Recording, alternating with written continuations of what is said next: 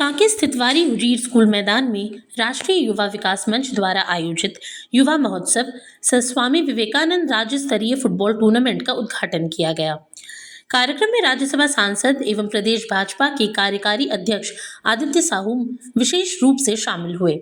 कार्यक्रम के दौरान अतिथियों ने भगवान बिरसा मुंडा, स्वामी विवेकानंद और स्वामी योगानंद के चित्र पर माल्यार्पण कर सर्वप्रथम श्रद्धांजलि अर्पित की। इसके बाद टूर्नामेंट शुरू होने से पूर्व सांसद आदित्य साहू ने मैदान में मौजूद सभी टीमों के खिलाड़ियों से परिचय प्राप्त किया और उनका उत्साहवर्धन किया।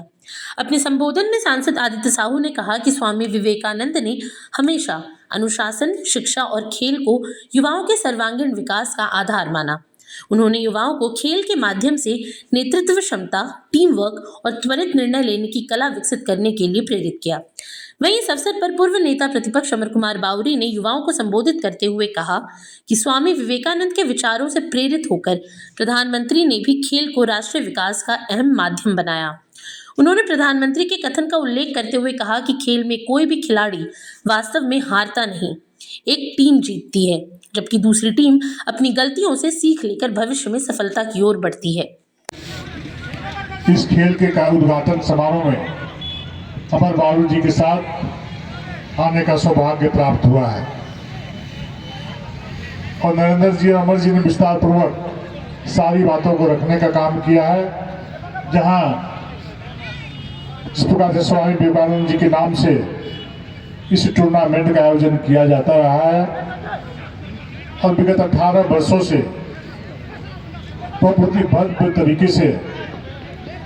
इस कार्यक्रम का आप सभी लोग आयोजन करते आए हैं। और स्वामी विवेकानंद जी वसुधैव कुटुंबकम के भाव से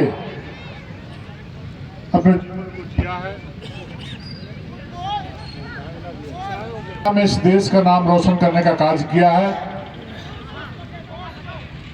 और चरेवेती के भाव से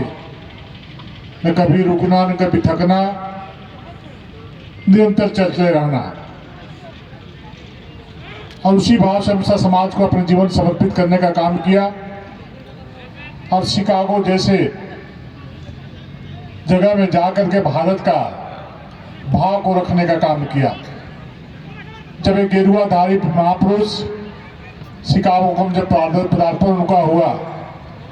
तो जहाँ देश विदेश से लोग आए थे वहाँ पर लोग अचंभित थे कि ये व्यक्ति क्या बोलेगा। लेकिन जब उनको अपनी बातों को रखने का समय आया तो उनके बातों को बोलने से पहले जिन लोगों ने विचार अपने रखा था तो संबोधन से पहले जैसे मिस्टर और मिसेज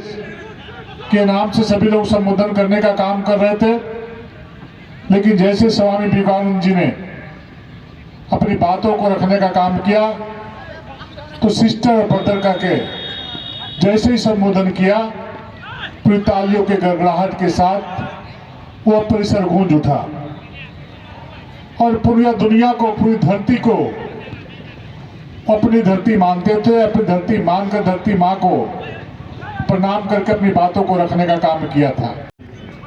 अच्छे शब्दों से इन सारी बातों को बताया है, अपने इस संस्था के उद्देश्यों को भी बताया है और जिस कारण से इस संस्था का जन्म हुआ उसको भी लेकर के उन्होंने अपनी बातें बताई है। विवेकानंद जी और खेल का मैदान, विशेष करके फुटबॉल का मैदान, उनके ज्ञान का, उनके उस महान लक्ष्य का जो प्राप्त करना चाहते हैं उसके लिए खेल के मैदान को उन्होंने एसेंशियल बनाया था। उन्होंने कहा था कि खेल के मैदान, फुटबॉल का मैदान हमें जीवन के सारे गुण तत्वों को एक सामाजिक प्राणी के रूप में हमें बतलाता है। यहाँ बच्चे छोटे काल से ही, बाल्य अवस्था से ही समुदाय में कैसे हम अपने लक्ष्य को प्राप्त कर सकते हैं, एक दूसरे के सहयोग से, एक दूसरे की कमजोरी को, एक दूसरे के मजबूती को, एक दूसरे के सहायक बना करके आगे बढ़ करके हम लक्ष्यों को प्राप्त करें।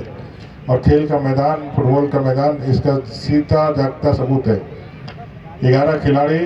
एक दूसरे के साथ मिलकर के, एक दूसरे के साथ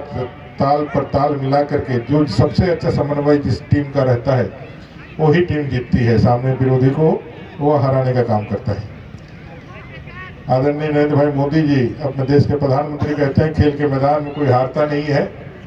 जो जीतता है वो तो जीतता ही है, लेकिन जो हारता है वो हारता नहीं है, वो कुछ सीखता है जो आगे आगे बढ़ करके उनको जीतने में मदद करता है। तो दोनों ही नरेंद्र थे। एक नरेंद्र वो जिन्होंने पूरे विश्व में भारत की सनातन संस्कृति का डंका बजाया, सनातन धर्म को फिर से हमें अपने भारतीय होने पर, हमें अपने हिंदू होने पर गर्व की अनुभूति कराई, और उस महान परंपरा से जो गुलामी के कालखंड में एक तरह से वह धूमिल हो चुका था, उसको पुनर्जागृत करने का हमें मार्गदर्शन दिया। और दूसरे अपने नरेंद्र भाई मोदी जी, जिनके नेतृत्व में आज देश पुनर्वैभव को पुनः प्राप्त करने के लिए अपने पूरे बल के साथ आगे बढ़ रहा है। आप सभी युवा साथी उन विचारों के साथ जुड़ करके आगे बढ़ें, इसी कामना के साथ, इसी आपके शुभकामनाओं के साथ आप सबको बहुत अभिनंदन करते हुए, बहुत बधाई देते हुए आपने यहाँ बुलाया, इसके लिए अपना अभिनंदन करते हुए बुलाया।